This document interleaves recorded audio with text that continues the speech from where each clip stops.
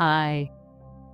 This is episode 6 of a 9-part series of how to heal. Like, if you were to take on any one of these things and really do it, boy, your life would look completely different. But I'm doing 9 of them, so you get to pick one, a few of them, all of them, or none of them. Speaking of none of them, episode 6 is about getting rid of fake healing habits.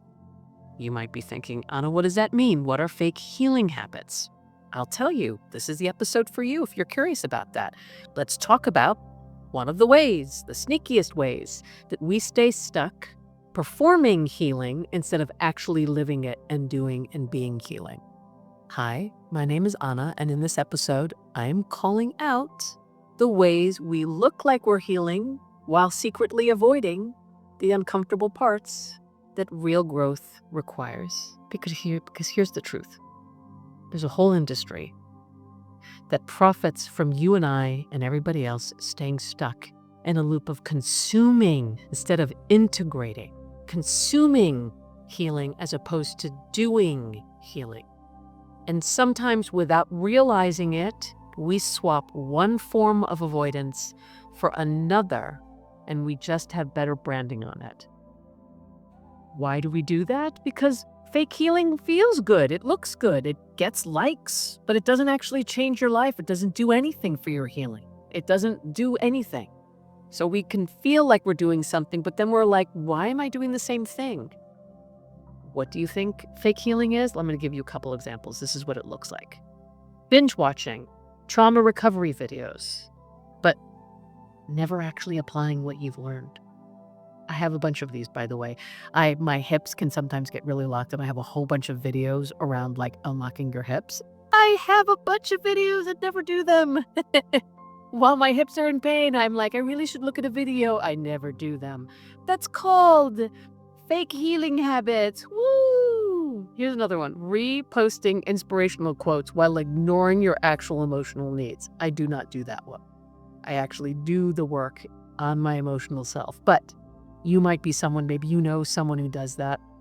Here's another example. Reading yet another self-help book, but never creating actual real boundaries in your life, or going to a workshop, or doing an online seminar. You do all of these things, but you actually don't apply any of it. That's a fake healing habit. Here's another one. Talking about your wounds in therapy or with your friends, but never sitting in silence with your emotions and processing them, moving through them. You sort of stay stuck. It's a fake healing habit. And I want you to know it's not that any of these things are bad. They're not. It's that they become a problem when they replace actual healing or real actionable things. So why do we do this, right? Performative healing, that's what it is performative healing. Gives us a sense of movement. It feels like we're doing healing, but we're not. It's like we're running on a treadmill and we feel like we're moving somewhere. We feel busy. We're sweating. We look like we're taking action, but we're not actually going anywhere. And the reason why performative healing, fake healing habits are so tempting is because it lets us stay in control.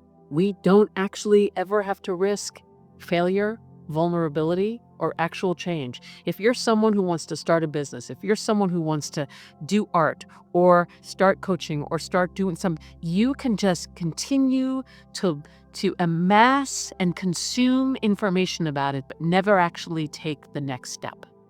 That keeps us safe. That keeps you safe.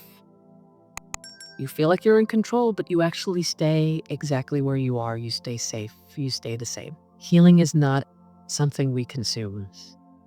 It's something that we embody. It shows up on us, through us. Think about the friend or the person that you know who talks about having boundaries, but still answers their boss's texts at 10 o'clock at night and complains about it all the time. Or think about the person who buys a new journal or never actually writes down their feelings. They're just like looking for the best thing to use.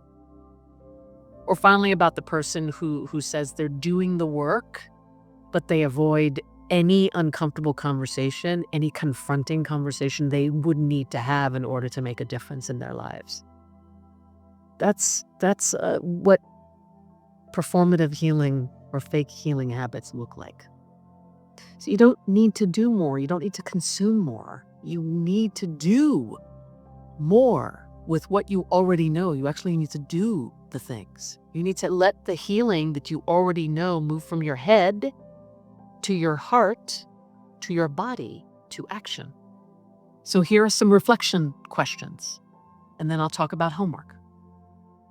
So first reflection question is, what healing practice makes you feel busy, but it doesn't actually make you better?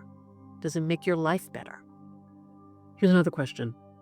Where are you staying comfortable in the name of self-growth? Where would you rather be comfortable rather than actually do the thing? And here's the third one. What's one uncomfortable but real action that you can take but that you've been avoiding? If you feel courageous enough, share it in the comments and see if maybe this week you can do something about it and then come back and share. Okay, so here's the homework. Do one real thing, pick one thing that you've learned about in terms of your healing and actually apply it this week. I'll do it as well. I'm actually going to do some stretching for my hips. So maybe I'm going to do that, right? For you, it might be set a boundary, have a hard conversation, rest when your body is like begging for it. I don't know what it is for you, but do one real action. Number 2 is limit your consumption. Oh my God, for the next 3 days, limit your healing content intake. Like, don't learn more, Just like, maybe just do 15 minutes a day and use that extra time to practice taking that healing action instead. Just do one thing. Instead of consuming, just do the thing. And then third homework assignment is audit your action. For the next 5 days, at the end of each day, write down what healing actions you actually took, not what you consumed, what you lived, what you did, what you took action on. We're going to be doing things, not just making it. Okay, closing. You don't need more information. Trust me, you don't need more information. This is the information age, at least not right now. You need to err on the side of action. You need more embodiment. You need more practice. You need more living your healing, even when it's messy, even when you're not getting it right, even if like it's just awkward. You need to embody your healing. And embodiment is to do it even when you suck at it. Listen, all of us, if you've ever learned how to ride a bike, you couldn't read a book about bike riding. You couldn't watch videos about it. You could, but eventually you have to get on the bike and you have to stumble around and you have to skin your knees and you have to like ride yourself into a bush and figure it out and like learn balance, the somatic experience of balance before you could actually ride your bike. So the years of seeing other people ride a bike won't actually make the difference. What makes the difference is actually getting on the bike and doing it. So this week is about that. Okay. If you're getting something from this series and you're ready to move beyond performance and into real transformation, make sure to like and subscribe.